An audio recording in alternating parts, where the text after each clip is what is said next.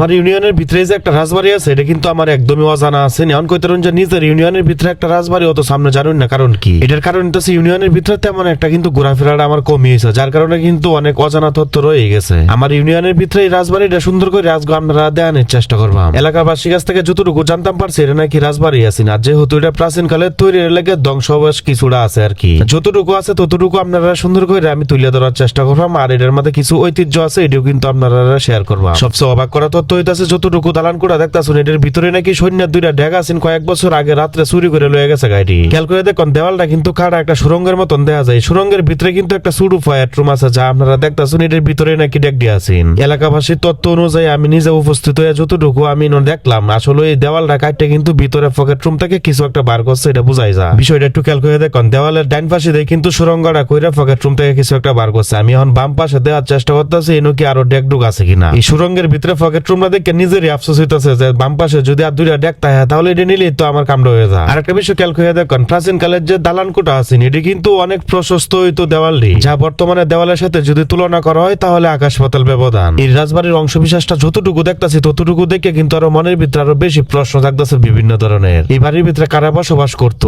তারা বর্তমানে কই আছে, এই বাড়ি কত সালে তৈরি করা হয়েছে, মানে অনেক প্রশ্ন থাকতেছে মনের মধ্যে। এই রাজবাড়ির সন্ধানটা কিন্তু এই যে সুমন বাড়ি যে দেখতেছুন সুমন ভাই এই লোকে আমার লয়ে আইছে আর কি। এই জায়গা বর্তমানে যে বাড়িটা দেখতেছুন এই ছাদের উপরে উঠার এখন চেষ্টা করলাম, কিন্তু সিঁড়িটা হইল গিয়ে দালান কোটার ভিতরে না বাহির সাইডে দিয়ে পড়ছে, এখন উঠতেছে আর কি। ভিডিওতে দেখে যতটুকু আসলে জায়গাটা সহজ মনে হইতেছে, কিন্তু আমরা দুইজন গেছিলাম কিন্তু এই জায়গাটা অনেকটাই ভয়ঙ্কর লাগছে আমার কাছে। যেহেতু এটা ভিডিওর মাধ্যমে তুলে ধরছি এটা লাগে কিন্তু এই জায়গা তুলে পর্যাপ্ত আলো বোঝা যাইতেছে, কিন্তু ভিতরে কিন্তু অনেকটাই অন্ধকারের মতন থাকে। বর্তমানে যে কারো হয়েছে দেখে মনে হইতে যে মাটির মধ্যে কারো হয়েছে, কিন্তু নাই, বাড়ির কিন্তু ছাদটার মধ্যে কারো হয়েছে, ছাদের মধ্যে বিভিন্ন ধরনের গাছ কিন্তু জন্মাইছে। আর একটা বিষয় খেয়াল করে দেখুন সিঁড়ির ঠিক উপর পাশে কিন্তু একটা চিলে কোটার মতন আছে, এই চিলে কোটার উপরে কিন্তু একটা অনেক বড় বট গাছ হয়েছে, যেটা হইল গিয়ে এই চিলে কোটার উপরে দাঁড়ায় আছে। ছাদের উপরে বিভিন্ন ধরনের গাছপালা জন্মায় কিন্তু ঝোপঝাড় তৈরি হয়েছে। সুমন ভাই আমার একটু বড় বড় ডট দেওয়ার চেষ্টা করতেছে, কিন্তু আমি তো ডরানির বেটাটা না। যে সিঁড়িতে ছাদের উপরে উঠছিলাম এই সিঁড়িতে কিন্তু আবার ছাদ থেকে নামে যাইতেছি। যেহেতু বাড়ির ছাদের উপরে এত বড় একটা বট গাছ, এই বট গাছের যে শিকড় আছে এই শিকড় দিয়ে কিন্তু সিঁড়ি দেওয়া গেছে, এমনকি চতুর্পাশে হইল গিয়ে ছড়ে গেছে শিকড়ে। সুমন ভাই যেহেতু আমরা ডট দেওয়া এটা লাগে সুমন ভাই কইছে আমি আগে নামি আপনি আমার নাম মানে ওই যে সুমন ভাই কিন্তু নামতাছে। এই জায়গাটা লোকেশনটা কিন্তু অনেকে আপনারা জানতেন চাইবেন। এই লোকেশনটা থেকে 11 নং কালিয়ারা গাবরাগাতি ইউনিয়নের ভিতরে হাটকুন্ডলি গ্রামে পড়ছে।